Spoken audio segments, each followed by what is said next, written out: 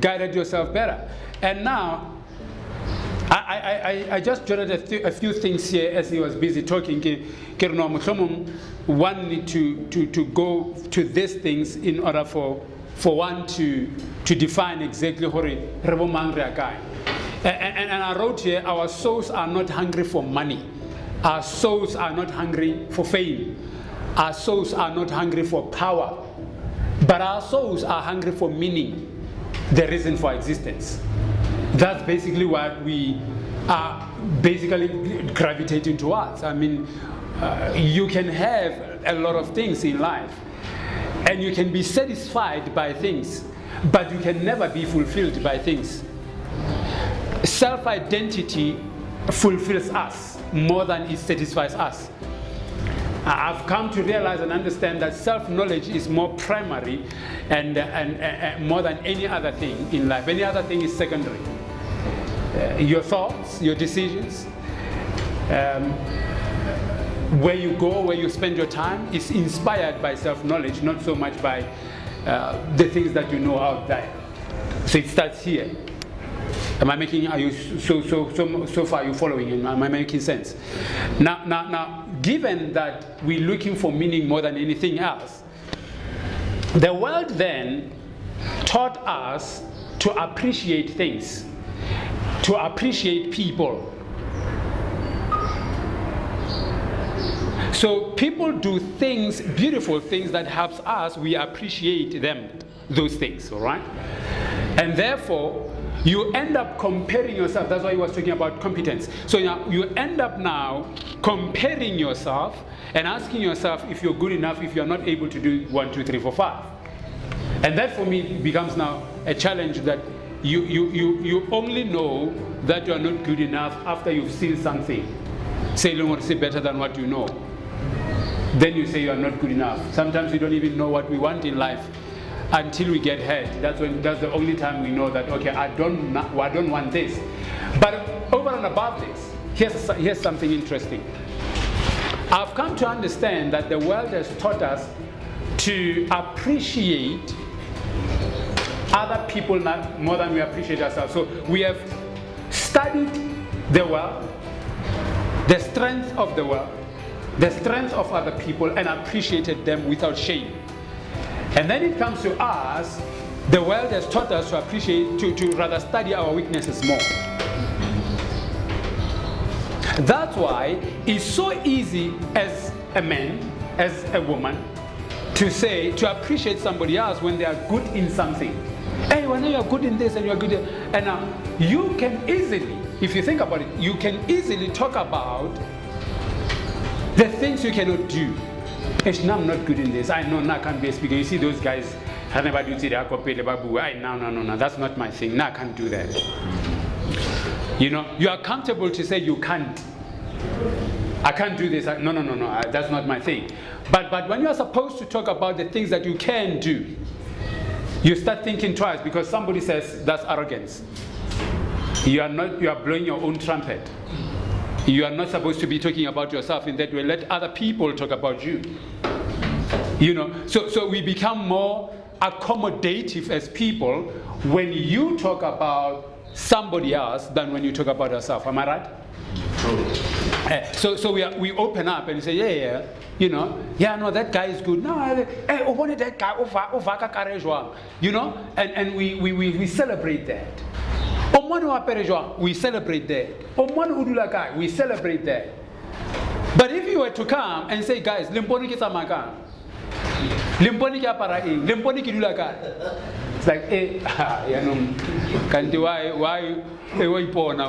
why does he come to us?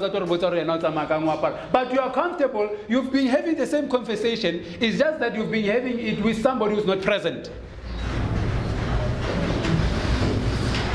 But it's the same thing. So why is it wrong when I talk about it in your presence, but you want to talk about me in my absence? Why is it so? Why is self-appreciation perceived as arrogance?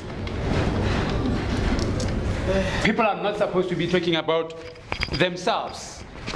Rather, it is far better for me to talk about you. So, but then now my question is, if nobody ever comes to talk about me, so it means I'm doomed.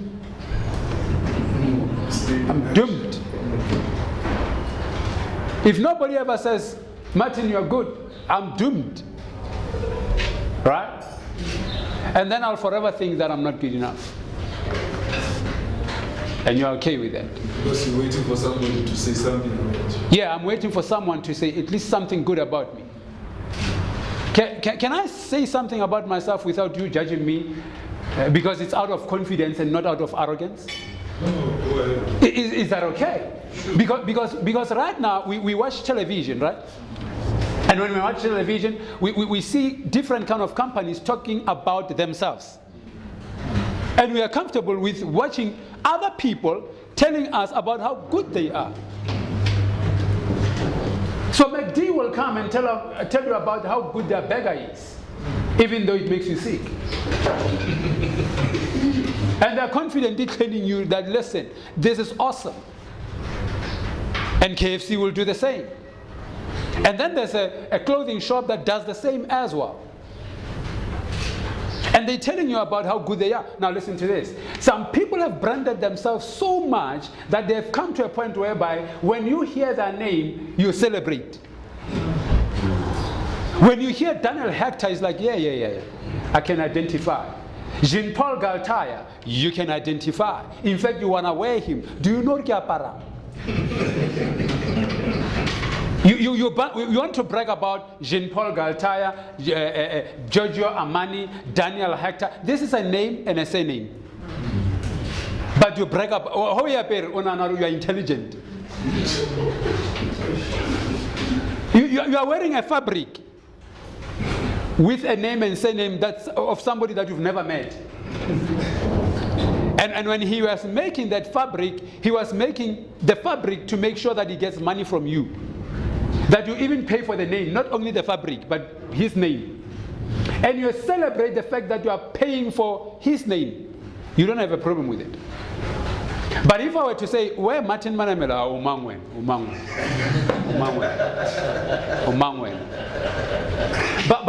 But you can sit in a room with Martin Manamela and he can sit and talk to you and pour life into you. And Daniel Hector has never done that. But you are happy to wear him and feel better about yourself. Those are the things that we do.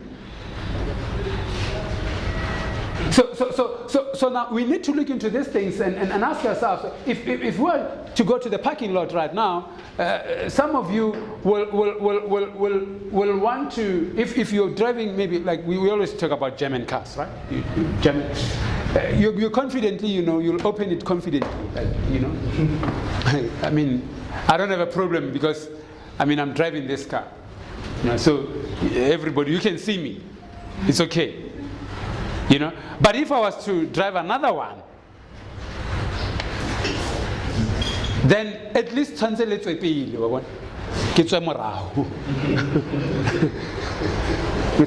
come on, because I presented myself as if. So we put people in compartments like that. And we celebrate people like that. But I believe that we have what it takes to be celebrated as well, to celebrate ourselves as well. We have what it takes.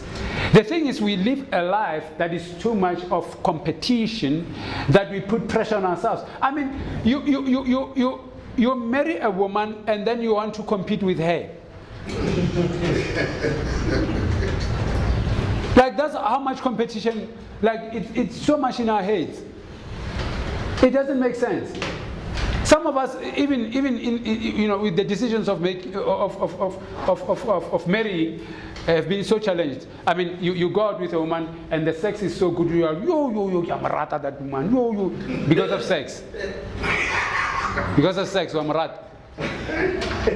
Because you can't think further, than sex. You're thinking, or no, it's always going to be sex now and then, and marriage is not sex. You see, that's the problem. You forget the fact that after 20 years, it might not be as great as it is now.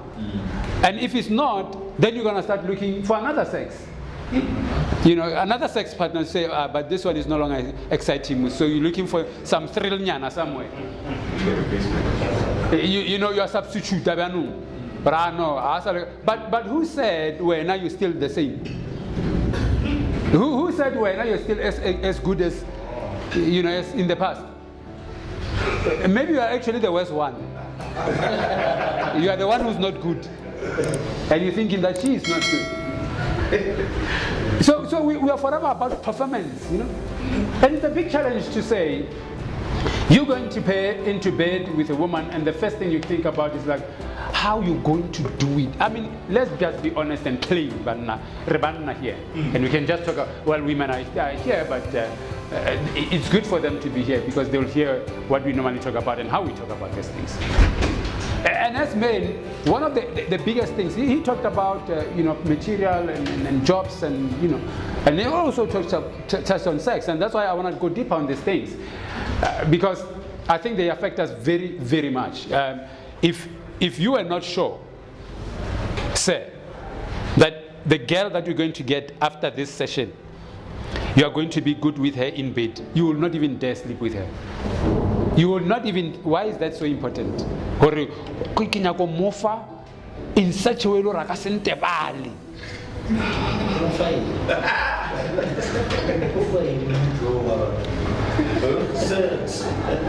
sex in that work.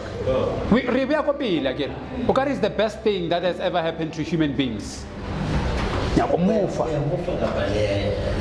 I get that talk because we're thinking so and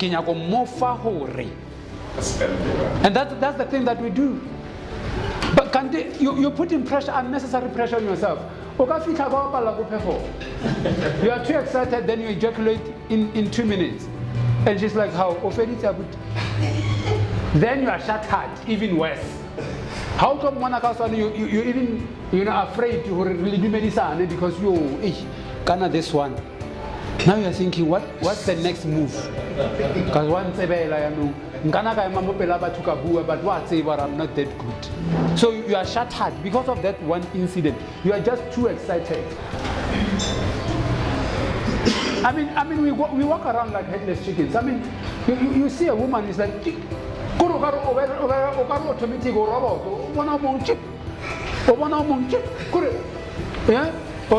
is what we do.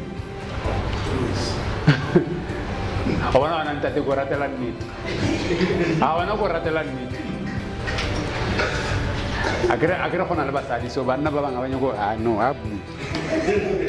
Now, you relate if a boo, Tarofetar Tafetulantati, if Rafetulality. But these are the things that we do. And I think that the biggest thing should be, I'm big on purpose.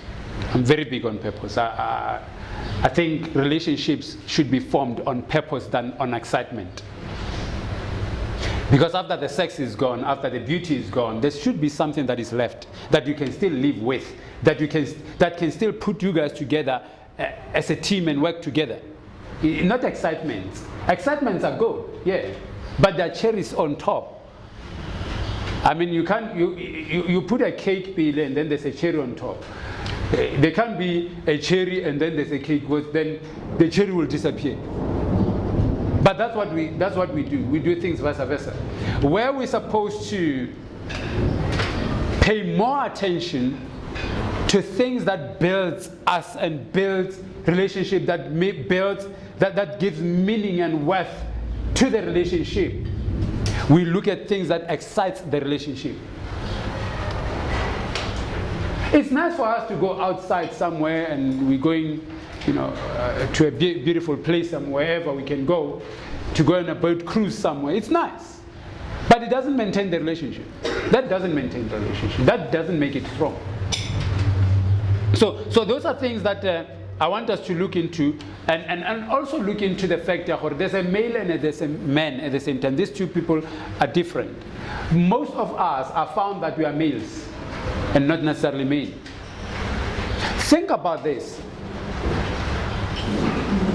Just like my brother was saying here, that women are being raised up in a particular way and men in a particular way. We are very detached from emotions. But look at this. We get around as men, and the biggest thing, some of us, most of us, the biggest thing we'll talk about as young boys, maybe not now, but as young boys, is how many women you slept with. And you get celebrated by sleeping with, you can't even count right now, right? Some of them, you forgot them. He was still counting. No, he's still busy counting. So you ended up on 6, my brother. He ended up on 6. Can you go on? Like it's a lot, ne? It's countless, ne? But look at this, and we celebrate the fact that I slept with so and so and so and so, and you slept with them and left, slept with them and left, slept with them and left, right? Now, let's say with you, my brother, you already counted about 17, ne? So it's 17 with you, it's 17 with him, it's 17 with him. How many 17s we have? 3. Dear Sabukai.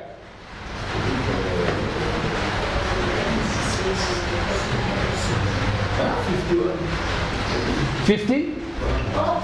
17, 17, 17, 51. So we have 51 women that have been heartbroken after sex, and just by 3 men. Now look at that, ne? And then listen to me now. Now you want to get married. Because if it's 51, got 3. By this 3, it's another 51. So we have 102, right? And then another 3. Do you understand? So we've got a whole lot of women. Like in here, fella, now, these men have slept with over 200 women. Or 400. Men, by long with that, less than what? 15.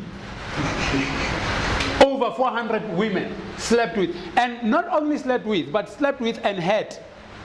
And now you want to get married. When you get married, you want to get married to somebody who's not had.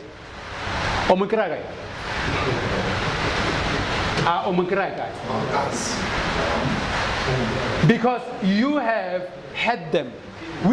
Sometimes we need to face these things, because sometimes we are responsible for the very emotions that we talk about. We're talking about women shout, but there's a history here. I've been hurt by this man and that man and that man, and now I've got you, and you're doing things that reminds me of this history.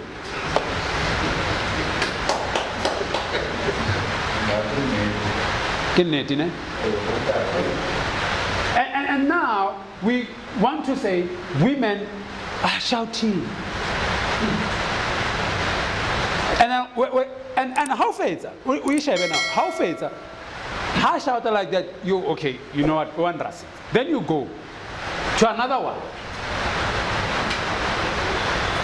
And after being with that other one, after honor alukisa. Do you understand what I'm saying, men? Do you understand my point? The question is very profound, because it's good for me to elaborate on what I've just said. You see, that's why when I started about relationships, I said we focus more on these things that excites us, and we do not focus on things that build the relationship and make it more worthwhile. And if we were to do that, this shouting we could have found from the beginning as to where does it come from if we were to sit down with a woman and say, where have you been? How has life treated you? What are your weaknesses? What are your life experiences? But I didn't do it to myself. I didn't bring it to myself. He did what he did. But now, what is it that I can do? As I remember when I was young, I didn't understand, how can you molest me? I mean, you are my uncle. I need to be safe in your hands. Like Tabang was saying, can a woman be safe, in your hands in the absence of his husband, of her husband? And now I found that my uncle, I could not even be safe. What more about women? And I've seen him with women. I had seen him with women. And now the more I talked about this, I found that there's a whole lot of other men that were abused by older women as well. Older women who slept with younger men, and they said, we didn't understand what is this whole thing all about. And until we touch these kind of things to say, what is our sexual orientation?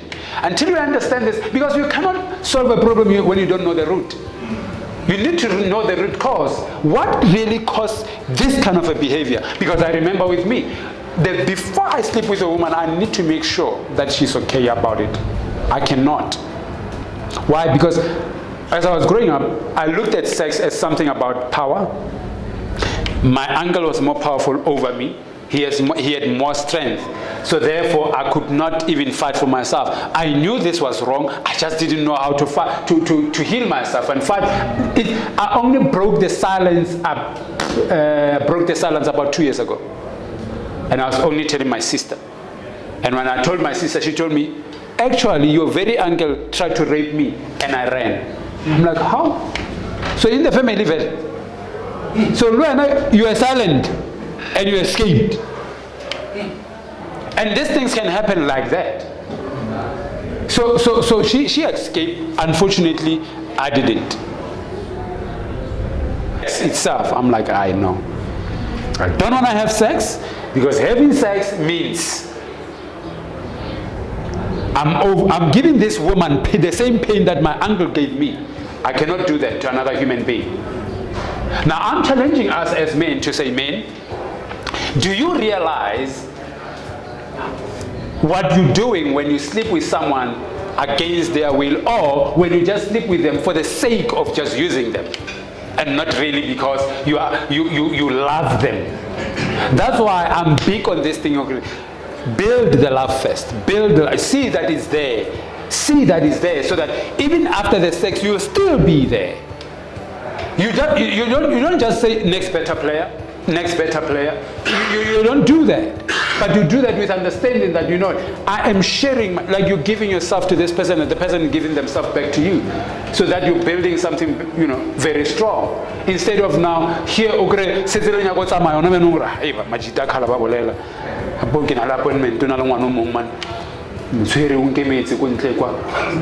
wanona obata a father figure. We're not over a sex figure. Break her even more. You don't understand that. You've got the money, she doesn't have the money. You give her the money, and giving her the money, that's why Ronaldo bless us today. We're talking about bless us today. But can we have a vision? Because I realized one thing, going back to your question, sir, because I've realized one thing.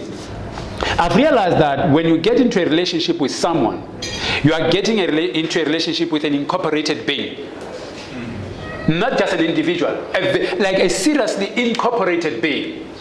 This is a person who's been through some things in their lives. You are getting into a relationship with somebody with a vision, belief system, past that may be good or bad, understanding and perceptions. So you are getting into a relationship with all of those people in one person. All of those experiences in one person. So now when you communicate with this person, sometimes you say something and I can only draw back from my past to answer the present. Do you understand? Because that's the only way I know how. And you get shocked by, okay, hold on. Where is that coming from? I didn't say that, but I said this. No. I've been through life. I understand life. But your understanding is different from mine. That's why sometimes a woman and a man, when they fight in the home, sometimes you find, you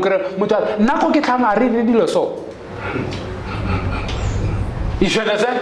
And you ask yourself, okay, go time. What about good time? So now we don't compete about our past. History or culture and all that kind of stuff. Have you also tried to understand this thing? What does it do to women when they get inducted, and I'll use the word induction, when they get inducted into our own culture? Because we're saying, leave your culture because now I married you. You are no longer a Zulu person. You are now a Pedi. You are no longer a Pedi. You are now in Ndebele. You are no longer in Ndebele. You are now a Swati. Now, I've been a Swati all my life. You get married to me. Then I'm a Pedi and must behave like one. Have we ever really tried to understand as to what does that paradigm, what does it do to them? Can we walk them through, like live through the route and say this is how it's done? And some will say, when we get married, guess what happens? They take your wife They sit down with her and they teach her, this is how you need to take care of this man. And then after that, the mother-in-law will come, this is how to take care of my son. How many of these sons are being taught to on how to take care of the woman? Because it's all about us. Can we balance it and know and learn on how to take care of them as well? So those are things that we can, look into. Let me see if I've left something. If you are a man and you're here right now, and I like what Tabang said when he opened, when he said that after he had a baby girl, all of a sudden he was scared and said, I now need to go out there and begin to talk to men to rehabilitate them. What are the things that we can do in our own personal capacity to help ourselves? We can run movements like men of honor, different kind of movements that at the end of the day, women will still be feeling safe, because some of us, we don't know how to relate, but we do know how to get excited about life. And we've had a lot of people, we need to be honest about that. You find that we've had a lot of people. Sometimes you find, you see this thing of grouping people. A man say, Banna ba tshwana. A woman say, Banna ba tshwana. Or a man say, Basadi ba tshwana. You can't even deal with a person as an individual. I have a problem with a woman who says, all men are dogs. Like, I have not slept with you and I'm your dog. How? How can I just be your dog in jail? And in fact, if you want to know, if you're saying all men are dogs, it tells me about how much of experience you have. How many men have you slept with? How many dogs have you slept with? That's what I'm saying. You've got an experience. I'm like, wow, what an experienced woman you are to know that all men are dogs. And dogs eat dog more. So you are more of a dog than me if you say those kind of statements.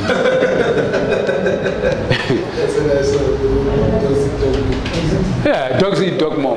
So you are more of a dog. You can't be saying, but you can't say all women are gold diggers. You can't say that. Just simply because you've been with a few women who digged your money, now everybody's a gold digger. Now, I have a personal experience, not personal experience, but a very close friend of mine. His wife left him for whatever given reason. He's so hurt. And he says, my woman has been cheating on me. Other men has been sleeping with my woman. Guess what I'm going to do? I'm going to sleep with any man, any woman that I come across, whether married or not. I'm just going to sleep with them because my woman also was penetrated by other men. So he's angry. He's going around like a boomerang. And he was talking about health. So what about your health? And he's saying, listen, I don't care. I don't feel anything for these women. I'm just going to sleep with them as whichever way I want. Because you're angry. Because you're angry. But you're hating people that never hurt you. They were not there. When you are going through your pains and your experiences, they are not, and I tried to speak to him. He's very angry to a point he cannot even listen. He can't listen. It's like, he can't hear me. And I left him. I'm like, okay, there's nothing else I can do. I tried to talk to you, but there's nothing I can do. As men, we can actually use our heads to think and not think by our third leg. It's possible.